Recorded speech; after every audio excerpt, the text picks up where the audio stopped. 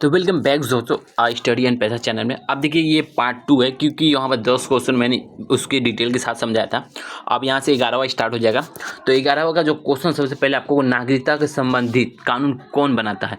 तो ये नागरिकता से संबंधित जितने भी कानून है अनुच्छेद 11 माने 11 से सब में बनते हैं।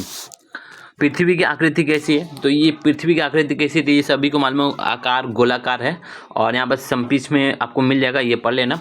अगर पृथ्वी की त्रिज्या पूछे तो पृथ्वी की त्रिज्या 6371 किलोमीटर है।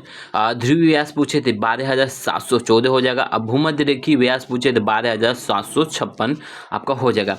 अब देखिए ये तीनों मस्ट याद करके रख लेना, क्योंकि बहुत हाली क्या हुआ, ये क्वेश्चन रिपीटेड हुए। और ये यहाँ पर देख सकते हैं ये किलोमीटर में, तो इसमें क्या होता है ना, आपको ऑप्शन जैसे मिलेगा, ऑप्शन टाइप मिलेगा, तो आप लोग इसमें कंफ्यूज हो जाइएगा। इसलिए इस तीनों को अच्छा तरह रट्टा मार लीजिए, याद करके रख लीजिएगा, ठीक है, क्योंकि ये इंपॉर्टेंट आपका क्वेश्चन हो सकता है।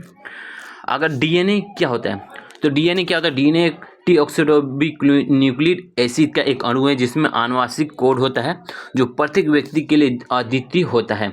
तो ये डीएनए का डिफिनेशन है, इसे भी आपको समझ लेना और पढ़ भी लेना अच्छा तरह।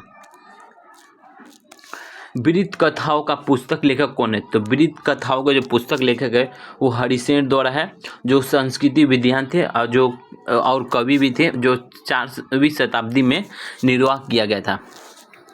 और ये इसके साथ एक इम्पोर्टेंट क्वेश्चन ये भी याद कर लेना, हरिसेन जो गुप्त वंश के राजा समुद्रगुप्त के दरबारी कवि थे, ये भी याद करके रख लेना।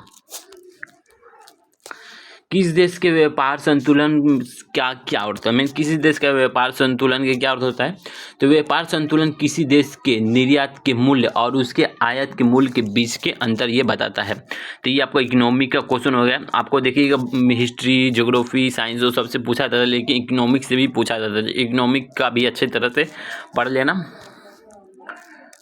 अब देखिए 16 में क्वेश्चन है, किस पूर्व भाजपा अध्यक्ष मरणोपरांत पद्मश्री पुरस्कार 2023 में दिया गया था। तो 2023 में बहुत लोगों को जो मरणोपरांत पद्मश्री पुरस्कार मिला था।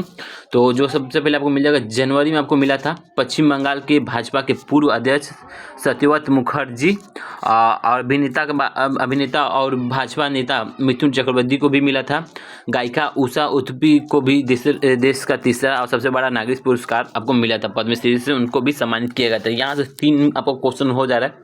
तीनों में से किसी से कभी पूछ लगता है क्वेश्चन, देखिए कैसे घूमेगा।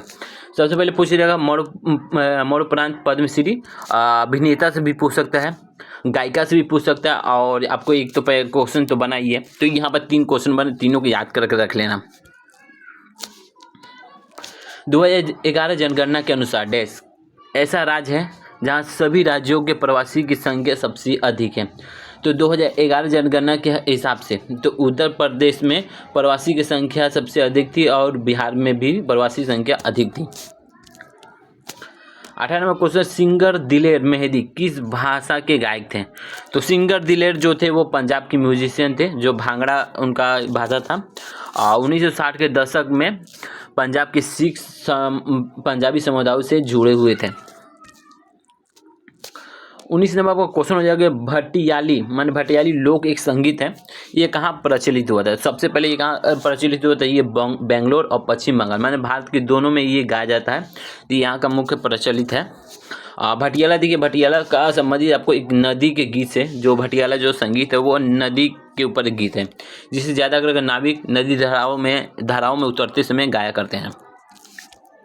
20 नंबर क्वेश्चन आपको मिल जाएगा कि लंगवीर नृत्य किस राज्य के प्रमुख नृत्य रूप से जुड़ा है। तो जो लंगवीर नृत्य है ये प्रमुख है, जो उत्तराखंड राज्य का प्रमुख है। और इसके साथ साथ आपको एक्स्ट्रा क्वेश्चन देखने को मिल जाएगा, जैसे कि यह राज्य टिहरी गढ़वाल क्षेत्र में प्रसिद्ध एक अनूठा नृत्य है। देखिए अनूठा नृत्य है, तो ये अलग नृत्य है, इसे भी मस्ट याद करके रख लेना।